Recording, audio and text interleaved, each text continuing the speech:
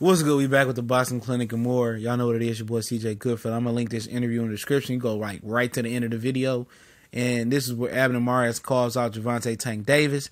He said that he's having a rematch with Leo Santa Cruz, which was a good fight. It was on ESPN almost 3 years ago, I believe he said. I remember watching that. I thought it was a good fight. Obviously they pursuing a fight. They both Mexican, and it sold out. I think it sold out last time. It's gonna sell out again if it did the first time. It's a big fight for the Mexican community. It's going to be at the LA Staples Center again. It's not a fight that really tickles my fancy, but it's a fight that I watch. Santa Cruz is exciting. Abner Mares is exciting. I'm pulling for Abner Mares. I'm not the biggest fan of the son of Al Heyman, a.k.a. Leo Santa Cruz. I'll do another video explaining that, but, Abner Mares called out Gervonta Tank Davis, and for one, I gotta commend the gamesmanship and the sportsmanship by Abner Mares by wanting to fight the best and move up and fight the best. I think he's moved up enough in his career. He was a fine fighter. At the lower weight classes, I believe it was they had 26 now, 22 or whatever it was. He was fantastic there. He was doing a lot of low blows versus the African, but I think they rematched and then he did good after the rematch and beat him legitimately, easily. But I think going to 130 is too much for him, honestly. I think it is. Gervonta Tank Davis is a different breed, Only guy at 130 that's close to him from that athletic standpoint with the power, the speed, and athletic ability is Gary Russell. Like I said, which I will address that division in a minute in another video. But, Mares says Tank gasses out after 3 rounds. He'll walk him down and give him smart pressure. Boy, would you, shut the fuck up, because Tank Davis will knock the fuck out of Abner Mares out. Unless they do it at a catch weight. But like he said, if Tank can still make the weight, this would be a fantastic opportunity for Gervonta Tank Davis to beat the dog walking shit out of Abner Mares, especially if he can come off a Leo Santa Cruz win. If he loses, why should Tank even entertain it? If he wins or a competitive draw, competitive loss, maybe I could see it. He's fighting the guy who Abner Mares just fought, Clarier, Jesus Clarier. I don't know the guy's name. He was competitive with Mares. But he says he believes Tank should beat that guy easy. But he said, he think he could beat Tank.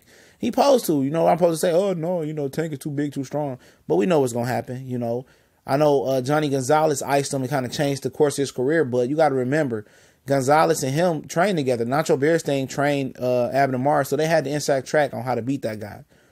Can Tank do what Johnny Gonzalez did? Yeah. Tank is a big, physical, strong specimen, man, and fast. I heard Timo Lopez, he got a lot of mouth for a new fighter, talking a lot of shit. He's a fantastic talent. But these young guys get to talking, but they ain't ready. If you believe, he said Tank is one-dimensional. If you believe Tank one-dimensional, fight him right now. All these young guys talking a lot of shit. Fight these guys right now if you feel froggy leap. You guys ain't ready. You shouldn't have an opinion on elite level fighters. Shut the fuck up. And just move up. And when you get to elite level, then you can have an opinion.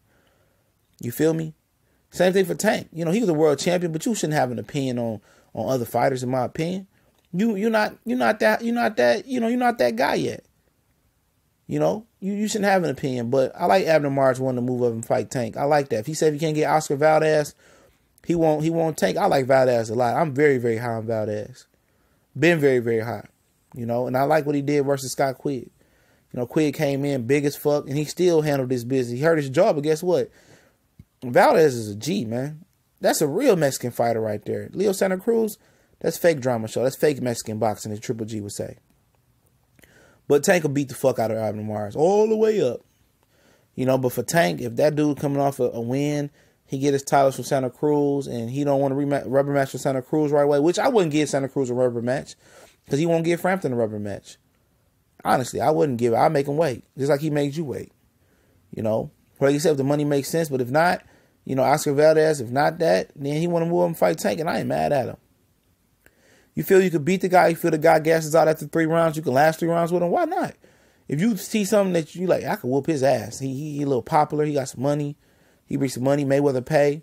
Yeah, I can fuck him up. I like that, but I know Tank is going to beat the fuck out of him. But like you said, if Tank can make the weight, Tank is a thick kid, man. Short and stocky. He got to get his nutrition together. And he was 135.6, I believe, last week. So 7 days out, he right on weight for 130. He just got to change the way he lives between fights, because, quite honestly, his stature indicates that 135 might be the tap-out period for him. Maybe 140 at the most, but I say 135. But I think, he got to watch how he lives in between fights. If he really going to make this boxing thing work, he got to eat right, live right, no drinking, no smoking. I'm not saying that he does that.